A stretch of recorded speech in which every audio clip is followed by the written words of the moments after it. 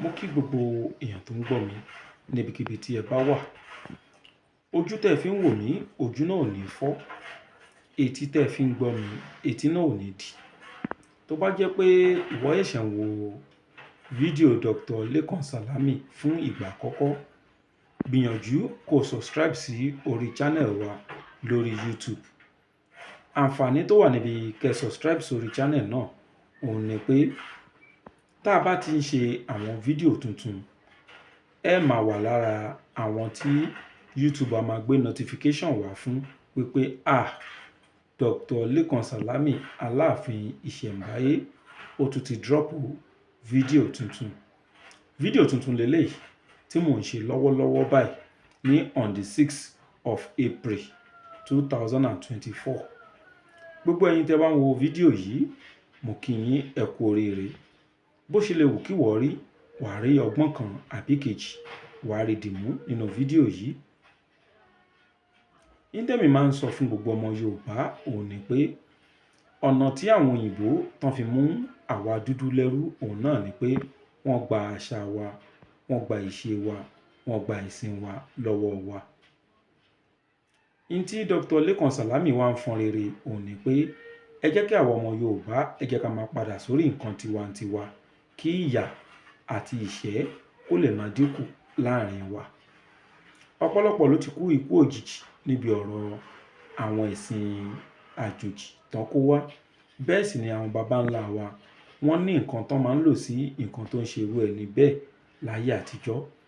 Tírú ẹni bẹ́ẹ̀ tó bá lo àwọn nǹkan ìbílẹ̀ àwọn baba ńlá wa, ó ṣeé ṣe kó dóòlà ẹ̀mí ẹ̀. Ọ̀pọ̀lọpọ̀ ìṣòro ló wà nílẹ̀ Yorùbá tó yẹ pé ohun tó ń fa àwọn ìṣòro náà ni pé a pa àwọn nǹkan tí Ọlọ́run fún wa nílẹ̀ Yorùbá, a pa wọ́n tì. Nǹkan ẹyọ kan tí kò yé ọ̀pọ̀lọpọ̀ èèyàn, pàápàá jùlọ àwọn alákọ̀wé àtàwọn olórí ẹ̀sìn, ohun tí kì í yé wọn òun ló máa ń pọ̀ ju ohun tó yé wọn lọ.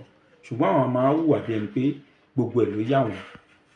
Nǹkan tí mo fẹ́ kí ìwọ ọmọ Yorùbá tó ń gbọ́ mi, nǹkan tí mo fẹ́ kó mọ̀ lónìí ni pé gbogbo kọ́ńtínẹ̀tì tí Ọlọ́run dá pátápátá, gbogbo ìlú, gbogbo ẹ̀yà tọ́lọ́run dá pátápátá, ohun tó bá ti ń hù jáde nínú ilẹ̀, tó bá ti ń hù jáde nínú ilẹ̀ nílùú náà, oore ọ̀fẹ́ lọ́lọ́run fi ṣe fún ìlú náà.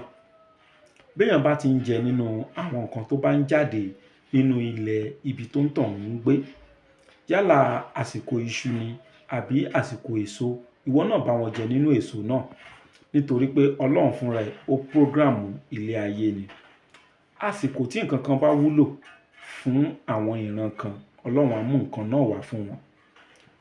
Nǹkan tó bá wá jáde ní ìlú téèyàn bá wà tó jẹ́ abínibí èèyàn, ó máa ń ṣe dáadáa lára èèyàn ju àwọn nǹkan tó mú wá láti ìlú ibòmíì lọ. Tí jẹ̀dí bá ń ṣe ẹ́, ìwọ náà lo àgbo jẹ̀dí tilẹ̀ Yorùbá. Kì í ṣe pé wọ́n máa gbé nǹkan kan dé wá ní àwọn Tógò ló ṣe é, ó dáa gan. Èyí táwọn Yorùbá ẹgbẹ́ ẹ̀ tán ṣe, ìwọ ò ṣe gbìyànjú ẹ̀. Èyí tán mú wá láti Tógò yẹn wúlò fún ará Tógò. Torí gbogbo nǹkan kọ́jà àwọn èèyàn lè yá, wọ́n ṣe máa ń parọ́ ńgbà míì. Wọ́n á ní ti Kútọnu leléyìí, wọ́n á ní ti kinní kan leléyìí. Ṣùgbọ́n àléébù àwa Yorùbá ni pé ohun tán pè ní tìlú kan yẹn ló máa ń hù wá. Nǹkan tó jẹ́ tilẹ̀ wa gangan kò kì í hù wá. Ẹ jẹ́ kí ọmọ Tógò kó lo nǹkan tó bá jáde láti inú ilẹ̀ Tógò kan fi wo àrùn tó bá ń ṣẹlẹ̀ nínú Tógò sàn. Ohun tó bá jẹ́ nǹkan Ghana tó bá jáde tọ́lọ́run mú wá fún àwọn Ghana nínú ilẹ̀ wọn, ẹ jẹ́ kán fi wo àìsàn Ghana. Ohun tó bá jáde nílẹ̀ Yorùbá, ẹ jẹ́ kán fi wo àrùn tó bá wà nílẹ̀ Yorùbá.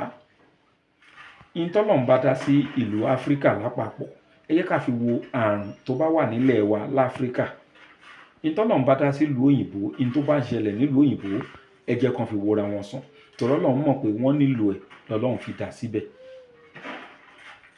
Ohun tí mo wá mú wá lónìí fún wa, nǹkan tó máa ṣe gbogbo wa láǹfààní ni. Pàápàá jùlọ àwa tá a ní ọmọ wẹ́wẹ́ nílé ìwé. Yorùbá máa ń pe òògùn kan ní òògùn ìsọ̀yè. Òògùn ìsọ̀yè. Ọ̀pọ̀lọpọ̀ ló máa ń sọ pé àwọn ti lo òògùn ìsọ̀yè oríṣiríṣi, ṣùgbọ́n kò kì í ṣiṣẹ́.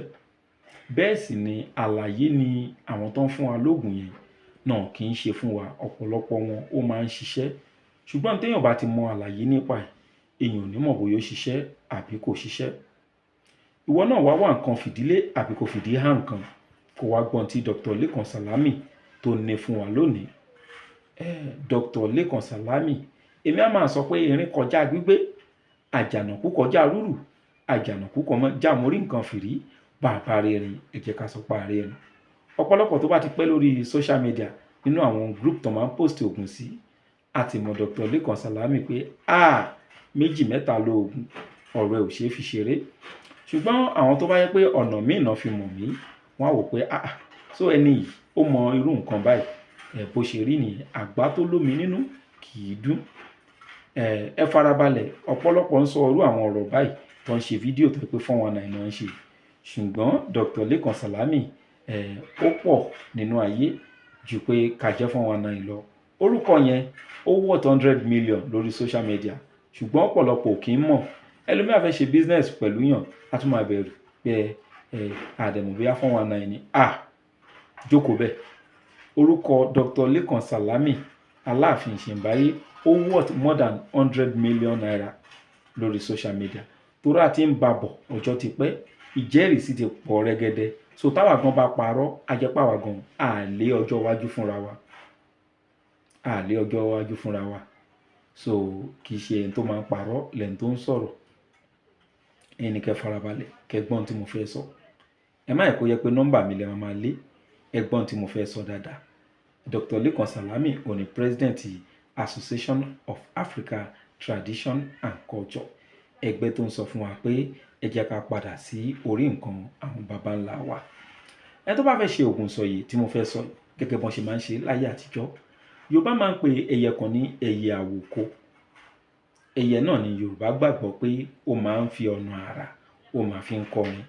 Ìdí nìyí tó yẹ pé tán bá rí ẹni tó ń kéwì àbẹ́ ẹni tó ń kọrin àbẹ́ ẹni tó ń sùn jálá wọ́n máa ń pe irú wọn ní àwòko. So ẹ jẹ́ ká wá ẹyẹ àwòko yìí, ẹ jẹ́ ká fi sínú ìsasùn. Ẹ wá yẹ ká wá òdìdí àtàrẹ kan, ẹ jẹ́ ká fi sí lẹ́gbẹ̀ẹ́. Yorùbá máa pe ewé kan ní ewé ìyeyè. Ẹ jẹ́ ká wá kó ewé ìyeyè, yálà tútù ni yálà gbígbẹ ni, ẹ jẹ́ ká kó sí àwájú. Tá bá ti jó tán, báyìí la ṣe ń lò. A wá ra bu ẹ̀bù díẹ̀, tá bá ti jó tán a máa lọ̀ kúnná. A wá bu ẹ̀bù díẹ̀, a bù sínú oyin. Ọmọ wa tó ń lọ sílé ìwé tá fẹ́ kó mọ̀wé dáadáa, a wá jẹ́ kó máa lálẹ́ kó tó sùn. Àlàyé tí ọ̀pọ̀lọpọ̀ èèyàn wá kí ń ṣe òun ni pé àsìkò tí ọmọ náà tó bá ń lo oògùn yìí ẹ jẹ́ kó máa kàwé dáadáa. Ẹ má yẹ kó jẹ́ pé eré orí ìtàgé ló máa wò púpọ̀, nítorí pé ntọ́mọ yẹn bá ń ṣe ní gbogbo ìgbà ló máa mọ̀. Ntó bá ń ṣe ní gbogbo ìgbà yẹn á máa mọ̀ dáadáa ju àwọn ẹgbẹ́ ẹ̀ lọ. Gbàtẹ́ pé ó ti lògùn sọ̀yè, iye ọmọ náà máa sọ ìtẹ́ bá wá jẹ́ kó sọ sí ni. Tó bá yẹ pé cartoon lẹ jẹ́ kọ́mọ yẹn máa wò, gbogbo cartoon ló máa mọ̀.